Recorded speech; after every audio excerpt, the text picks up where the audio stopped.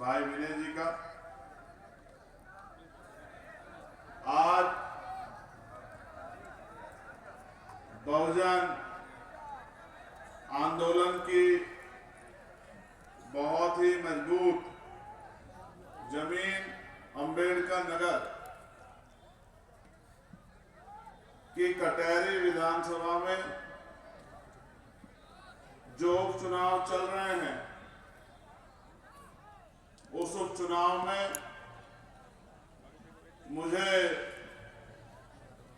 अपनी पार्टी के प्रत्याशी भाई राजेश कुमार जी के समर्थन में हो रही इस रैली में आपके बीच आने का मौका मिला है। सर्वप्रथम मैं आप सबका बहुत बहुत धन्यवाद करता हूं। दाहिनी तरफ बड़ी संख्या में माताएं बहनें बैठी हैं और नौजवान साथी और जिम्मेदार लोग मेरे बाईं तरफ बैठे हैं। दुनिया में सबसे कीमती होता है वक्त। अगर आप अपना वक्त निकालते हैं तो आप सबसे कीमती चीज देते हैं। मैं इसलिए आपका धन्यवाद कर रहा हूं कि आपने यहां आकर जो विश्वास भाई राजेश कुमार जी पर हमारी पार्टी संगठन पे दिखाया है, हम इसके ऋणी हैं और हम इस पे खरा उतरने का काम करेंगे। फिर चुनावी सभा में अपनी बात को शुरू करने से पहले मैं बहुजन समाज में जन्मे सभी संतों, गुरुओं और महान पुरुषों को नमन करता हूं। महाभारत तथागत बुद्ध से लेकर राष्ट्रपिता ज्योतिबा फूले, छत्रपति साहू जी महाराज, ईवी पेरियार रामा नायकर स्वामी, पेरियार ललित यादव, बाबू जगदेव प्रसाद कुशवाहा, जननायक कपूरी ठाकुर, महामना रामसु वर्मा, संत राम बी प्रजापति, बाबू सिंह दयाल चौरसिया, चौधरी महाराज सिंह भारती, डॉक्टर बाबा साहब अम्बेडकर, संत गाडगे जी महाराज, नारायणा गुरु, मां फातिमा शेख, राष्ट्रपिता ज्योतिबा फूले, छत्रपति साहू जी महाराज, बाबा साहब अम्बेडकर और मान्यवर साहब श्री काशीराम जी को नमन करता हूं। सम्मानित साथियों, ये सत्य है कि चुनाव बहुत जरूरी, लेकिन जिन महान पुरुषों के आंदोलन को हम लोग चला रहे हैं, उन्होंने कहा है कि राजनीति चले ना चले, सरकार बने ना बने, लेकिन सामाजिक परिवर्तन का काम नहीं रुकना चाहिए।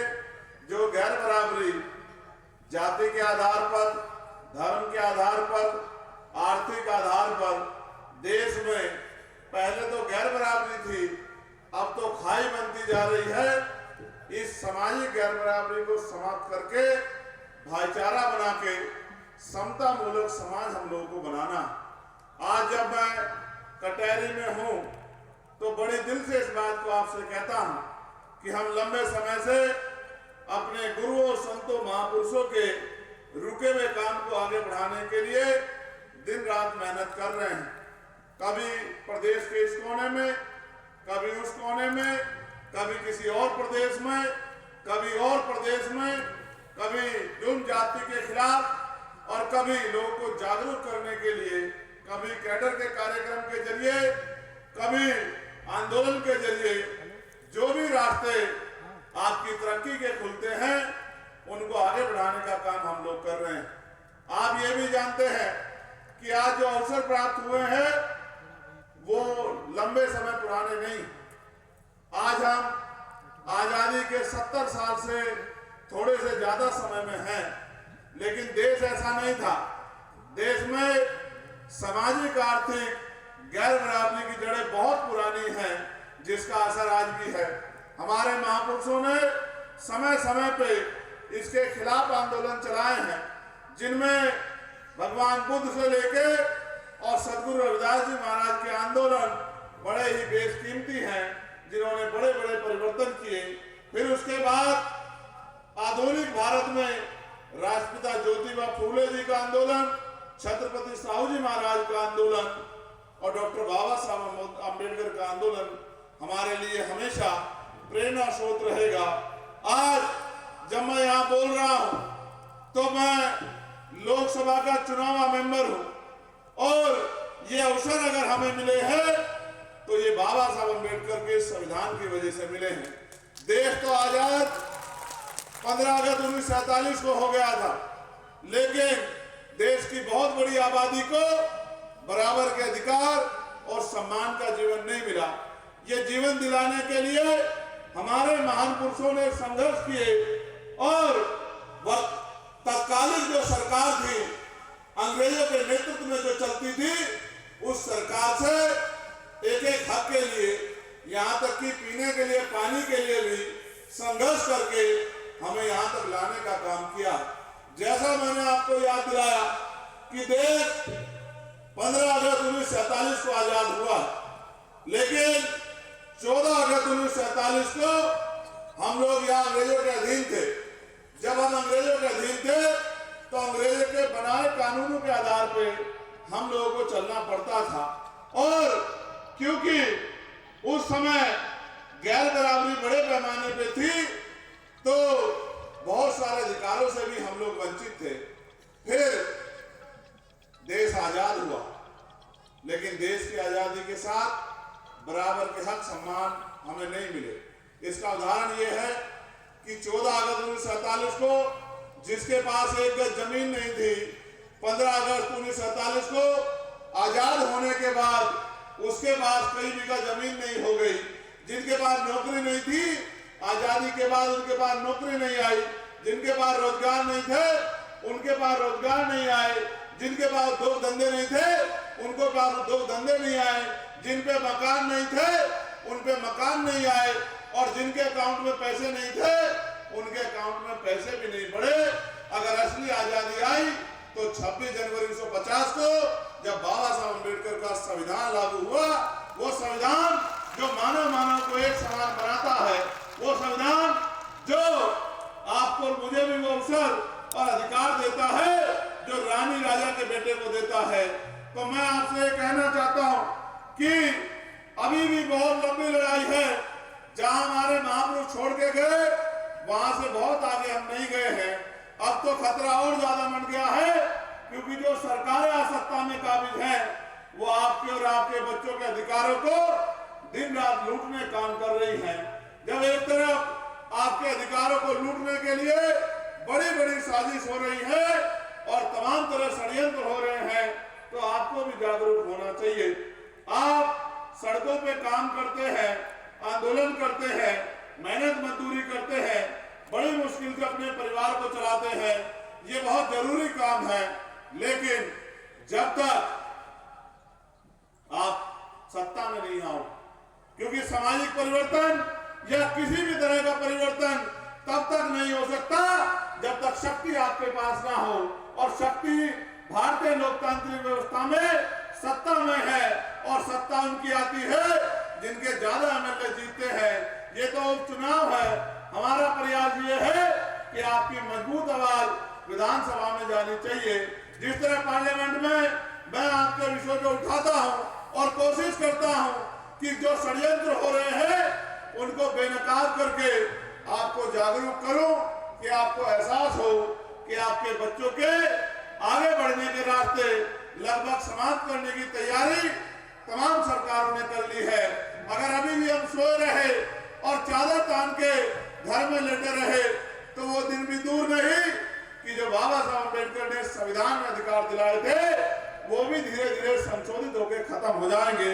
इसका एक उदाहरण ये है कि आज उत्तर प्रदेश में अभी कुछ दिन पहले उत्तर प्रदेश सरकार ने एक प्रेस विज्ञप्ति के जरिए ये जानकारी दी कि लगभग 27,000 स्कूल हम लोग बंद कर रहे हैं।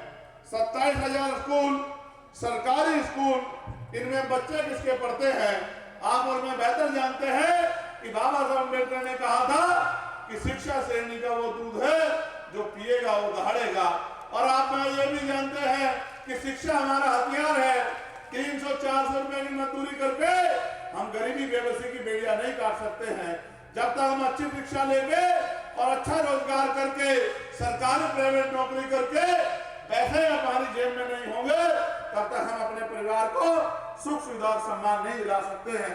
इसलिए आप महसूस करो कि इन सरकारी स्कूलों में धन्ना सेठों के बच्चे नहीं पढ़ते, पूंजीपतियों के बच्चे नहीं पढ़ते, और तो और सरकारी कर्मचारी अधिकारियों के बच्चे भी नहीं पढ़ते, नेता अभिनेताओं के बच्चे भी नहीं पढ़ते। इन स्कूलों में अगर कोई पढ़ता है तो गरीबों के बच्चे पढ़ते हैं, किसानों के बच्चे पढ़ते हैं, मेहनत कश कौमों के बच्चे पढ़ते हैं, और जाति व्यवस्था के आधार पे दलित, पिछड़े और मुस्लिम समाज के, आदिवासी समाज के बच्चे पढ़ते हैं। जब आप महसूस करो सरकारी स्कूल बंद हो जाएंगे तो ये बच्चे पढ़ेंगे कहाँ, और जब ये पढ़ेंगे नहीं तो इनका भविष्य क्या होगा। इसलिए मुझे डर लगता है कि सरकार हमसे बात तो करती है कि हम आपको 5 किलो अनाज देंगे, सरकार ये भी कहती है चुनाव के समय गैस सिलेंडर सस्ता कर देंगे, सरकार ये भी कहती है कि बिजली का बिल माफ कर देंगे, लेकिन जो असल रास्ता बाबा साहब अम्बेडकर दिखा के गए कि भाई एजुकेशन, शिक्षा अच्छी होनी चाहिए, उस शिक्षा को बेहतर करने का कोई प्रयास सरकार के लोग नहीं करते। और तो और जैसा मैंने आपको बताया, उस रास्ते को खत्म करने के लिए इंतजाम तो कर रहे हैं। एक तरफ बड़े बड़े स्कूल बन गए हैं जिनमें अमीरों के बच्चे पढ़ते हैं, और एक तरफ सरकारी स्कूल है जहां गरीबों के बच्चे पढ़ते हैं। और सच ये है कि सरकारी स्कूलों की बिल्डिंग का इतना बुरा हाल है, आपके आसपास होगा कोई सरकारी स्कूल, जाकर देखना, ना साफ सफाई होगी, ना फर्नीचर अच्छा होगा, ना बिल्डिंग अच्छी होगी, और ना ही समय पे टीचर उपलब्ध होंगे। जितनी बच्चों की संख्या उस आधार पे भी टीचर नहीं होंगे। मैं तो अपनी आंखों से देखता हूँ, अभी एक सरकारी स्कूल में गया था, मेरे लोकसभा क्षेत्र में है। मैंने टीचर से पूछा कि इस बिल्डिंग का हाल देखो, ये कभी भी गिर सकती है। उन्होंने कहा, सांसद साहब हमने सबको लिख के दे दिया, हम ही क्या कर सकते हैं, अगर इसको गिरना होगा और जिस तरह की इसकी हालात गिरेगी ही, तो जिस दिन गिरेगी उस दिन गरीब के बच्चों को नुकसान होगा, अमीरों को कोई फर्क नहीं पड़ता, और सरकार अमीरों की है। तो इसलिए मुझे आपसे कहना पड़ रहा है कि आप भी कुछ सोचो, आप भी सरकार को जगाओ कि ये गरीबों के बच्चों की जीवन से खिलवाड़ ना करे। मैं आपको इसलिए कहना चाहता हूं कि आज उत्तर प्रदेश में बिजली सोने के तारों में आती है, और बिजली के दाम जहां 5-7 साल पहले 200-250 रुपए का बिल आता था, आज वहां 700-800 रुपए का बिल आता है। वहीं पर पानी के दाम भी लगातार बढ़ रहे हैं, और सरकार के पास इस महंगाई को रोकने का कोई इंतजाम नहीं है। साथ साथ जैसा मैंने आपको कहा कि सामाजिक गैर बराबरी है, उसका बड़ा उदाहरण यह है कि यही भारतीय जनता पार्टी के विधायक जिनका नाम योगेश वर्मा है, उनको एक वकील ने इतना शानदार तरीके से थप्पड़ मारा कि उनको एहसास कराया कि आज भी दलित पिछड़े वर्ग का सम्मान ये भारतीय जनता पार्टी के लोग नहीं करते हैं। ये उनको विधायक बनने पर भी, सांसद बनने पर भी अपमानित करने का काम करते हैं, और कहते हैं कानून व्यवस्था अच्छी है। इतनी अच्छी है सम्मानित साथियों कि विधायक जी को अपने ऊपर हुए इस अपमान के लिए FIR कराने में 12-15 दिन लग गए। अगर इससे ज्यादा अमीर का कुत्ता या बैल भी या बकरी भी या गाय भी या भैंस भी अगर चोरी हो जाती तो 10 मिनट में FIR दर्ज होके और वो बैल, बकरी और वो कुत्ता बिल्ली मिल जाते। लेकिन विधायक जी 10-12 दिन भी एडी चोटी का जोड़ लगा के इस भारतीय जनता पार्टी की सरकार में अपने सम्मान की रक्षा नहीं कर पाए। इसलिए मैं आपको कहना चाहता हूं कि ये लड़ाई हम सब की है और हमें इसको लड़ना पड़ेगा। अभी ताजा उदाहरण देखिए, कोई भर्ती उत्तर प्रदेश की ऐसी नहीं है जिसका पेपर लीक ना हुआ, और पेपर लीक तो हुआ और फिर आरक्षण में भी घोटाला हुआ, चाहे यूपी पुलिस का मामला हो, चाहे 69,000 शिक्षक भर्ती का मामला हो। और 69,000 शिक्षक भर्ती में दलित पिछड़े वर्ग के बच्चों के 20,000 पद इसी योगी आदित्यनाथ जी की सरकार ने लूटने का काम किया। और मेरे आज भी याद है, आपकी ताकत से हमने इको गार्डन में आंदोलन करके उनको न्याय दिलाने का काम किया था, और सरकार ने 6,800 नियुक्तियां उनको देने का काम किया था। 5 दिन हम लोग खुले आसमान में लेटे रहे कि हमारे भाइयों को रोजगार मिल जाए। इसीलिए हम लोग राजनीति कर रहे हैं कि उनके घरों में रोशनी पैदा हो जाए। लेकिन जब उनको 6,800 नौकरियां मिली तो इन्हीं के लोग कोर्ट चले गए और कोर्ट ने फिर उस पर रोक लगा दी। अभी फिर हाई कोर्ट ने भी आदेश कर दिया तो इन्हीं के लोग सुप्रीम कोर्ट चले गए, फिर वो नियुक्तियां झुकी रह गई। समस्या ये है कि यही मारते हैं और यही बचाते हैं और हमारे लोग इनको ही अपना मान के इनको वोट की ताकत देते हैं। उस पुराने बात को छोड़ो, आज की बात में आओ। अभी लोक सेवा आयोग प्रयागराज के आगे बच्चे आंदोलन कर रहे हैं पिछले 3 दिन से। बेटियां हैं, बेटे हैं, हमारी बहनें, मैं उनको सुन रहा हूं। उनकी मांग जायज है, उनकी मांग जायज है, मैं उनको सुन रहा, जाना चाहता हूं। इसलिए नहीं जा रहा हूं कि 1 मिनट लगेगी उनके मेहनत के आंदोलन को राजनीतिक आंदोलन साबित करने के लिए भारतीय मीडिया पर। 1 दिन लगेगी सरकार के बचाव में। ये भारतीय मीडिया जिसने अपना चरित्र बेच दिया है, ये 1 दिन में और 1 घंटे में उस आंदोलन को राजनीतिक आंदोलन साबित करके उन बच्चों की मेहनत को पीछे हटाने का काम करेगी। इसलिए मैंने कहा कि मैं आपके साथ हूं और सरकार को भी चेतावनी देता हूं कि अगर इनकी मांगों को नहीं सुना गया तो 25 तारीख से संसद चल रही है, एड़ी चोटी का जोड़ लगा के संसद में हम इनके आवाज को उठाने का काम करेंगे और इन बच्चों को न्याय दिलाने का काम करेंगे। लेकिन सम्मानित साथियों, देखिए, सरकार कहती है 1 नेशन 1 इलेक्शन, 1 नेशन 1 इलेक्शन, और सरकार कहती है हमने इसकी तैयारी कर रखी है। 6 महीने में अगर कोई पद रिक्त हो जाएगा, जैसे ये रिक्त हुआ था पद, यहाँ के विधायक MP बन गए थे, तो चुनाव होगा 6 महीने के अंदर। लेकिन अगर सरकारी नियुक्ति पे उपस्थित आदमी रिटायर हो जाए या किसी और कारण से वो रिक्त हो जाए तो रिक्तियां नहीं भरी जाएगी, बैकलॉग नहीं भरा जाएगा।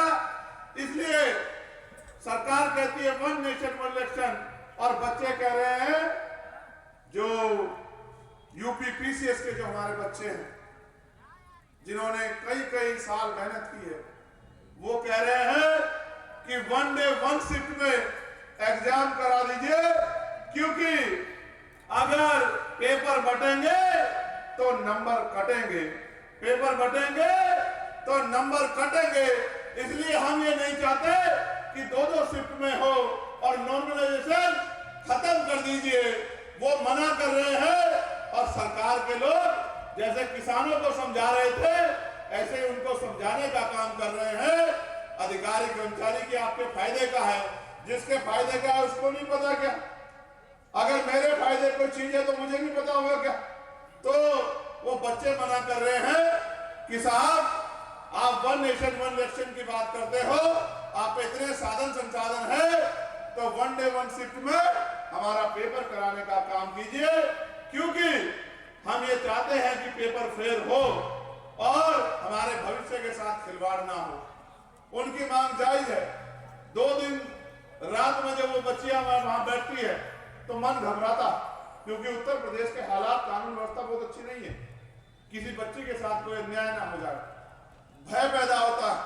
भाई होने के नाते दिल में टीस उठती है कि आज उनके बीच में होना चाहिए था, उन सड़कों पे होना चाहिए था जिन सड़कों पे हमारी बहनें और भाई बैठे हुए हैं।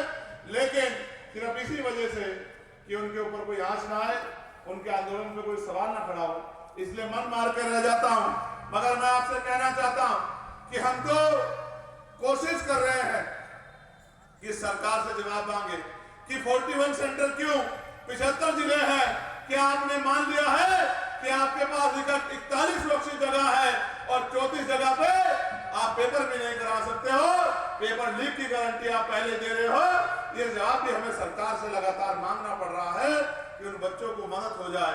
उसके बाद मैं पार्लियामेंट में जब रहता हूं, हर व्यक्ति की आवाज उठाने काम करता, चाहे आशा बहनों के वेतन वृद्धि का मामला, चाहे आंगनबाड़ी बहनों के वेतन वृद्धि का मामला हो, चाहे भोजन माताओं के वेतन वृद्धि का मामला हो, चाहे चौकीदार हो, ग्राम रोजगार सेवक हो, उनके वेतन वृद्धि का मामला हो, या हमारे पीआरडी के जवानों के वेतन वृद्धि का मामला हो, या हमारे होमगार्ड के जवानों के वेतन वृद्धि का मामला हो, या हमारे पुलिस के कर्मचारी जो हैं,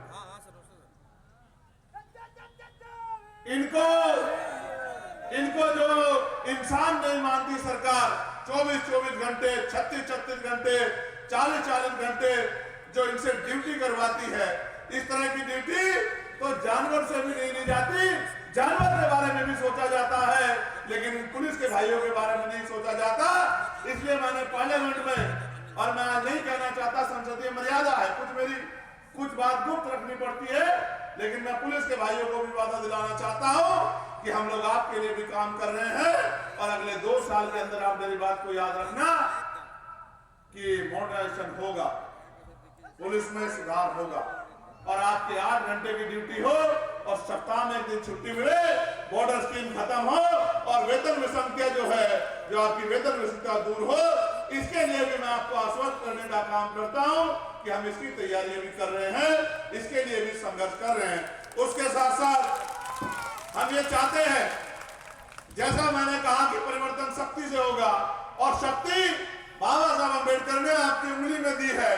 एक उंगली का बटन दबा के आप अपनी गुलामी की वीडियो को काट सकते हो। जिन दफ्तरों में आज लाइन लगा के जाते हो अपने काम कराने के लिए, कल इस तरह से पॉलिसी बना के वो सरकारी दफ्तर आपके घर पे आके आपके काम होने का काम हो सकता है।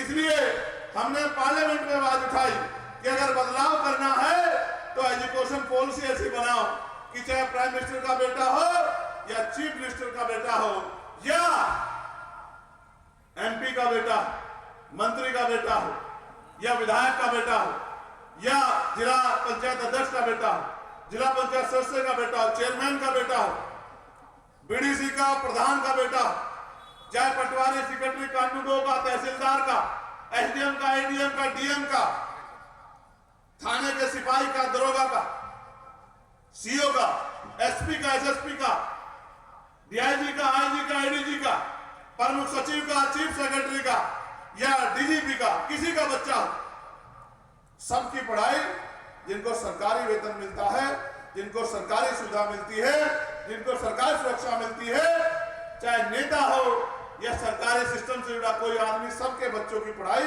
सरकारी स्कूल में होनी चाहिए। और आप ये देखना, जिस दिन ये हुआ तो आप याद रखना कि जब एक कुर्सी पे डीएम का बेटा बैठ के पढ़ेगा, और बराबर वाली पे एसपी का, और उससे अगली कुर्सी पे मंत्री जी का, और उसी में से एक कुर्सी पे मजदूर किसान का बेटा बैठ के पढ़ेगा, तो आप देखना कि बिल्डिंग भी अच्छी होगी, पढ़ाई भी अच्छी होगी, और टीचर भी अवेलेबल होगा, फर्नीचर भी अच्छा होगा, और गरीबों को गुणवत्तापूर्ण शिक्षा भी मिलेगी, और इस हेल्थ सिस्टम अच्छा होना चाहिए। क्योंकि मैंने तो अपने पिता को खोया, आप जानते हैं, मैंने 16 महीने जेल काटी, मैंने 2 बार तिहाड़ काटी, लेकिन मैंने सबसे बड़ी लड़ाई इस देश के हेल्थ सिस्टम से लड़ी कि जब एक बेटा होकर मैं अपने पिता को, उनके प्राणों की रक्षा नहीं कर पाया, क्योंकि इतना महंगा है आज प्राइवेट सेक्टर। प्राइवेट हॉस्पिटल में जाओगे, एक दिन का 50-50 हजार रुपए प्राइवेट हॉस्पिटल के लोग लेते हैं। अगर आईसीयू लग जाए, आईसीयू में एडमिट हो जाए, तो 20-20 हजार रुपए के तो ऑक्सीजन का बिल आ जाता है, और इतने इंजेक्शन, इतनी दवाइयां, आपको पता भी नहीं दवाई पेशेंट के लग रही है या वापस स्टोर में जा रही है, आपको घुसने भी नहीं देते, और 1-1 लाख रुपए का बिल बना के देते हैं। मैंने अपनी आंखों से देखा, इसलिए मैंने कहा कि हेल्थ सिस्टम में सुधार की जरूरत है। अगर गरीबों की जेब पे बोझ कम करना है, वो तब होगा जैसे मैंने बताया एजुकेशन के स्टैंडर्ड पे, कि सारे सरकारी कर्मचारी, अधिकारी और सारे राजनीतिक लोग, सबका बीमार होने पे इलाज सरकारी हॉस्पिटल में होना चाहिए। जब एक बेड पर मुख्यमंत्री जी के बच्चों का इलाज होगा, और दूसरे बेड पे आपके मेरे गरीब परिवार के मजदूर के बच्चे का इलाज होगा, परिवार किसी मेंबर का इलाज होगा, तो आप देखना बिल्डिंग भी अच्छी होगी, दवाइयां भी अच्छी मिलेगी, डॉक्टर भी मौजूद मिलेंगे, टेस्ट भी वहीं से होंगे, और फिर कह रहा हूं, लोगों की जीवन रक्षा भी होगी। अभी तो आप जाते होंगे सरकारी अस्पताल में, तो वो पर्चा बना देते हैं कि दवाई बाहर से मिलेगी, मेडिकल स्टोर पे बनाते हैं नहीं बनाते, और टेस्ट लिख देते हैं कि साहब अल्ट्रासाउंड करवाना, ईसीजी करवाना, एक्सरे करवाना, बायोप्सी करवानी, कहां फलानी लैब पर चले जाओ क्योंकि वहां सर्टिफिकेट कमीशन बंधा हुआ। अब आप सोचो गरीब की जेब पे कितना डाका पड़ रहा है। इस देश में कोई प्राइवेट हॉस्पिटल ऐसा नहीं होगा जिसका पर्चा 500 रुपए से कम में बनता, लेकिन क्या हर आदमी की आमदनी 500 रुपए है रोज की? इसलिए आप महसूस करके देखो, 5000 रुपए का टेस्ट कहां से कराएगा गरीब? और जब टेस्ट नहीं कराएगा और पैसे जरूरी होगा कराना और पैसे नहीं होंगे तो जमीन बेचेगा, कर्ज लेगा, और उस कर्ज को उतारने में आदमी बचे ना बचे लेकिन उसके सर के बाल भी उड़ जाएंगे। इसलिए मैंने कहा कि सरकारी सिस्टम को ठीक करना पड़ेगा और सरकारी अस्पतालों में ही सरकारी नेताओं का और कर्मचारियों का इलाज होगा तो सब ठीक हो जाएगा। उससे आगे बढ़िए, आप ये बताइए कितने पढ़े लिखे नौजवान यहाँ बैठे होंगे जो उन्होंने 5-5, 4-4 टेस्ट दे दिए होंगे कि उनको रोजगार मिल जाए, लेकिन सरकारी नौकरियां तो ना के बराबर हैं। 1,42,000 टीचर की नौकरियां हैं, सरकार नौकरी नहीं भर रही है, स्कूल बंद कर रही है क्योंकि उनमें आरक्षण व्यवस्था है। और अगर 1,42,000 नौकरियां देंगे तो लगभग 70,000 नौकरियां दलित पिछड़े समाज के लोगों पे आएगी। ये दलित पिछड़ा विरोधी सरकार किसी कीमत पे नहीं चाहती कि इनके बच्चों को नौकरी मिले और ये अपने पैरों पे खड़े हों। इसलिए लगातार ये सरकार जनगणना से भागती आई है और अभी अभी आज मैंने पढ़ा कि जनगणना तो होगी लेकिन धर्म का कॉलम होगा, जाति का कॉलम नहीं होगा। ये क्यों डरते हैं जाति के कॉलम से? ये इसलिए डरते हैं कि जिस दिन आपको पता लग गया, जो नारा मानव काशीराम साहब ने दिया था कि जिसकी जितनी संख्या भारी उसकी उतनी हिस्सेदारी, जिस दिन आपको पता लग गया कि आपकी संख्या कितनी है, इसका उदाहरण सुनो, बिहार में लगभग 90% आबादी दलित पिछड़े आदिवासी और मुस्लिम समाज के लोगों की है।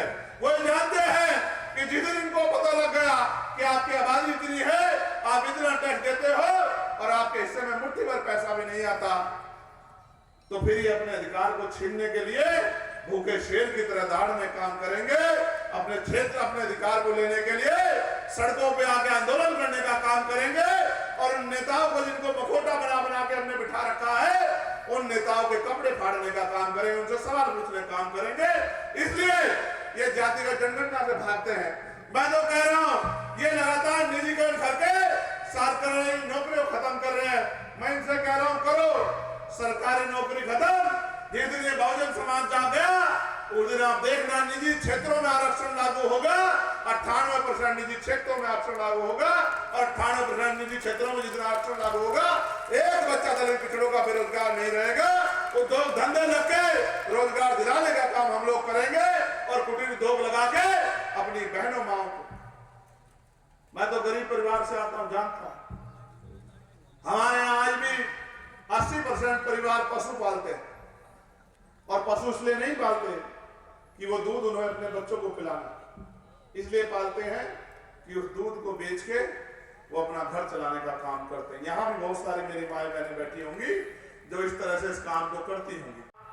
खेत से घास लाके दूध बेच के हमें पालती थी, पढ़ाती थी, हमारी जिम्मेदारियों को पूरा करती थी। मैंने देखा किस तरह कमजोर वर्ग की महिलाएं भट्टों पे काम करने जाती हैं, कोलों पे काम करने जाती हैं, छोटी छोटी कंपनियों पे काम करने जाती हैं, शहर कस्बों में जाके बर्तन साफ करके, मैला उठा के अपने बच्चों को रोटी खिलाने का काम करती है। लेकिन इस गूंगी बहरी सरकार को नहीं दिखता, ये आंसू हमारे नहीं दिखते इस गूंगी बहरी सरकार को।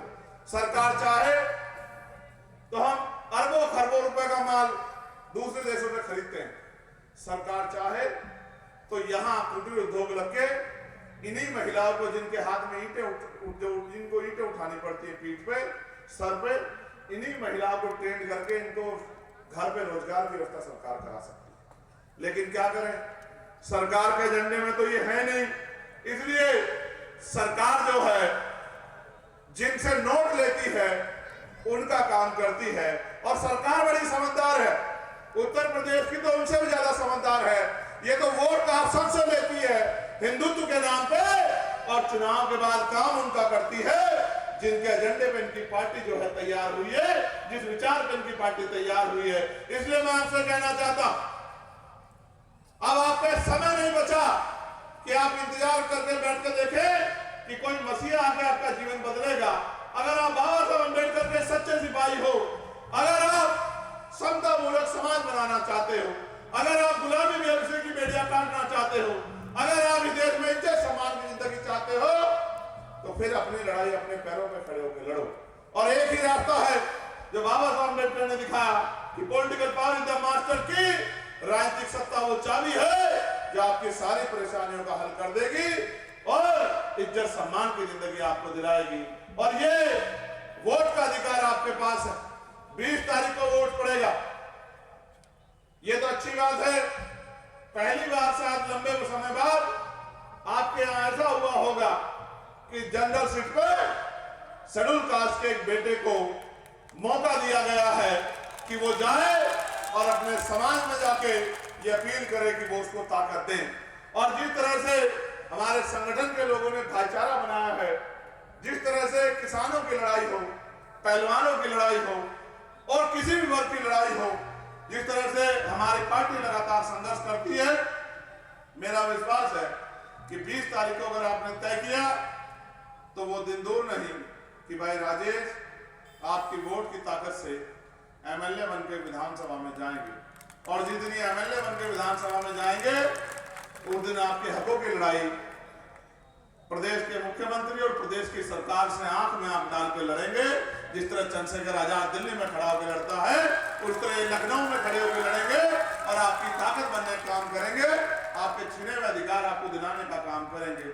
इसलिए मैं आपसे अपील करता हूं कि 20 तारीख को जब आप वोट डालने जाएं तो एक एक वोट केतली का बटन दबाकर इस उम्मीद से केतली का बटन दबाएं कि हम अपनी सेवा करने का मौका अपने बेटे, अपने भाई राजेश गौतम और चंद्रशेखर आजाद और एक एक कार्यकर्ता पदाधिकारी को दे रहे हैं, जो हमारी लड़ाई लड़ने का काम करेगा और हमारे बच्चों के भविष्य को संवारने का काम करेगा। आप यहाँ पहुंचे और लंबे समय तक आपने यहाँ इंतजार किया, मैं आपका धन्यवाद करता हूं। और मुझे ताकत देने का काम करोगे और वोट की चोट से इस गुंडागर्दी करने वाली सरकार को सबक सिखाने का काम करोगे। बहुत बहुत धन्यवाद। जय भीम, जय भारत, जय संविधान, जय मंडल, जय जोहार, जय जवान, जय किसान। और मैं अपने प्रदेश की टीम का, मंडल संभाग और जिले की टीम का, विधानसभा की टीम का, बूथ कमेटी के साथियों का बहुत बहुत धन्यवाद करता हूं और उनके लिए मंगल कामना करता हूं। बहुत बहुत धन्यवाद, आभार। जय भीम।